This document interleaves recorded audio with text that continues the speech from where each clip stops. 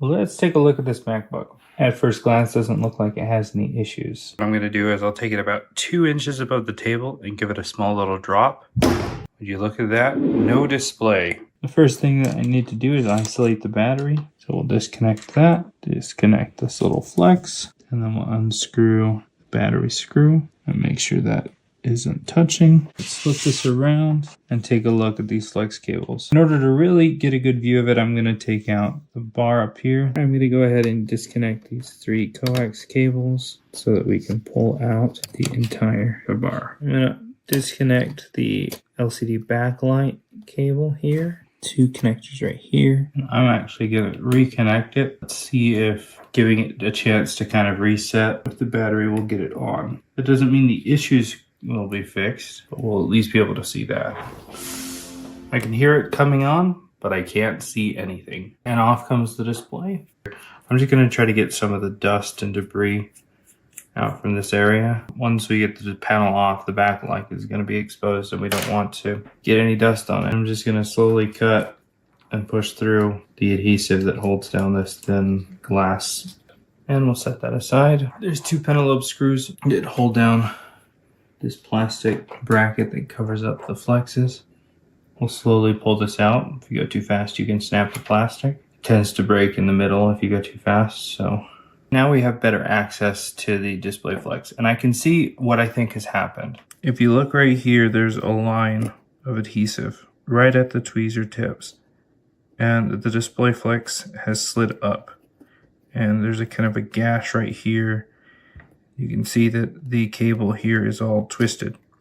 This bottom of the flex should be in line with this one right here. So the display flex has basically got tugged on, got damaged, and probably is pulled slightly out of the port that this slides into. And so maybe those pins are making kind of some semi-contact. And when this has a chance to relax and this cable kind of gets pushed back into place, it works. But unfortunately, there's no real way to slide this back in. I'm going to try, but I think that the only way to do this at this point is to get the entire panel off. I'm going to carefully remove the bezel here. This rubber bezel that goes around the border. It'll come out fairly easily. As soon as I lift this, we're into this all the way. All right, we'll slowly peel this guy up. We'll set this aside to reuse.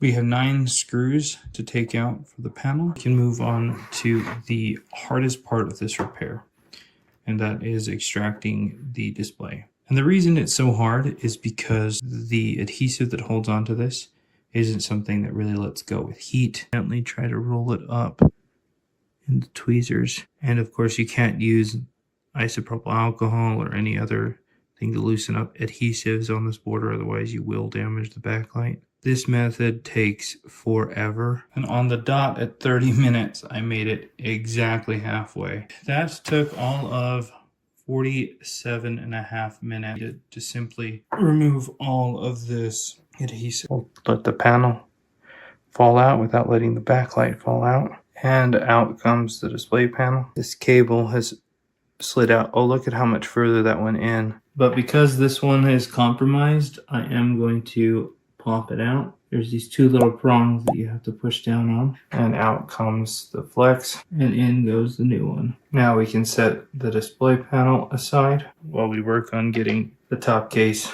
prepped for the installation. I'm going to pull out all of the old gasket adhesive that's clumped up, and then I'm going to take some nice thin Tessa tape and we'll push it on down in, peel off the protector, and I'm going to do the same on both sides. Go ahead and tape the inside edge, and we'll smooth out that adhesive, and we'll do the same for the top, and then we'll peel off that protector. Went ahead and made sure there was no dust on the back of the panel or the backlight, and we got it seated in there. And now we're going to put on the 9 screws that hold down the bottom of the panel. And now I'm going to gently put in the little rubber sections, put back the little plastic piece, put back the little glass bezel here, push that on down. Now let's move to install it back on the frame.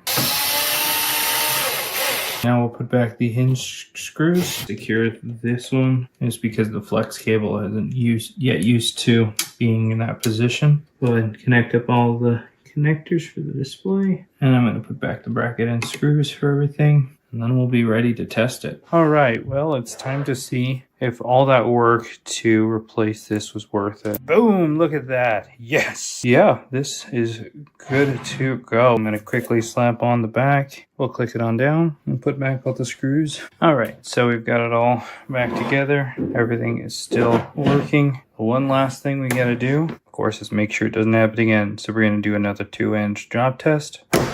And we still have image. So this is definitely fixed.